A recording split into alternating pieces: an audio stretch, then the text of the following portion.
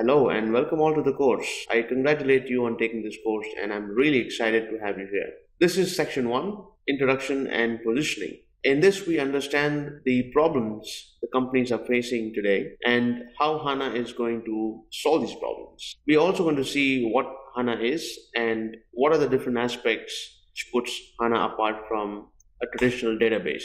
To end with this section, we also will see some deployment options and you have study material and exercises to follow up. So the problem is very clearly the massive amounts of data which is being generated today. Companies have to deal with this amount of data to be successful, to be able to understand this data and to be able to make sense of this data and to be able to make decisions on this data. According to me, there are three reasons for this massive amount of data which we have today. Number one is the consumerization of IT itself by enabling the processes to use IT. So the people in the company and different processes are generating a lot of information which has to be stored and used. This is a good thing, but a lot of it is becoming a problem. The second, social data from customers, data from consumers, data from partner companies, and different forms of data coming and pouring into data warehouse. And the third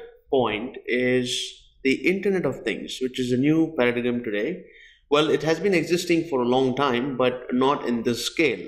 So all these three different aspects are leading to a lot of data, and fortunately or unfortunately, businesses have to be able to make sense of this data to be successful. One of the management surveys, they discovered that companies are having more data than they can actually effectively use. So this is a massive problem which companies are facing today. To understand what is the amount of data we are talking about, so terabyte is something which we are comfortable with, at least for now, and soon we are going to be talking about petabyte and then exabyte and zettabyte. So just to give you an example, zettabyte is 1 trillion gigabytes, and IDC estimates that we must already have 4 zettabytes of data, and by 2020 we're going to be having 40 zettabytes of data. So that's almost double the amount of data in just 10 years, from 2010 to 2020. So this is just the beginning of the problem, and we're going to be having a lot of these issues going forward. To look at these problems in the context of a company and in the context of certain processes will give us a better understanding. For example, let's take a look at data analysis. Let's say that a company has a board meeting with all the C-level executives, and they want to be able to intuitively analyze certain reports and to be able to understand how they can discover selling opportunities. If it takes 45 minutes, it's not going to help because board meetings are of a certain time, and also the mind does not work that way. For example, if you have one idea and you get an answer for that idea, so from that answer you get another idea. So it's kind of a sequential process your brain needs to go through in order to discover something interesting. Let's take a look at the second example, which is when a salesperson is at a customer site and she has to understand about the customer to be able to give a best quote and to give more discounts or not to give discounts. Now, if this takes 77 minutes, then she won't be able to do that because in a meeting probably I don't think it lasts 77 minutes, and therefore she may have to take a best guess in most cases. Another serious problem is when we talk about the DNA analysis. So for example, God forbid, a patient walks in with a cancer and she's discovered with cancer, then after the preliminary tests, it takes the doctors about 2 to 3 days just to understand what kind of cancer she has and what are the best possible medicines and best possible treatment which can be given to the patient. So these are problems which we have today as we speak, and they need to be addressed. Coming down to how it matters to the organizations, it translates to the inability to see what is happening in real time.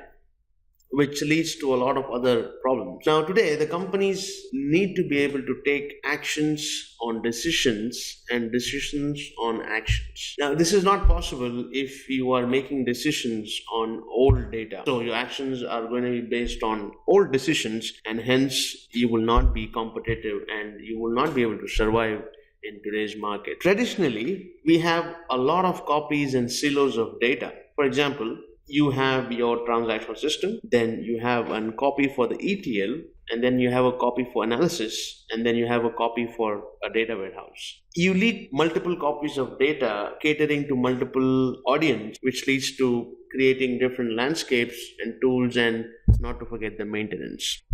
Now, if you see this in the context of the big data, what we are trying to solve, then these problems kind of enlarge those problems. Now, that is just a part of the problem. Let's take a look at a new kind of a problem which we were aware of, but which we were not quite sure how it was impacting us.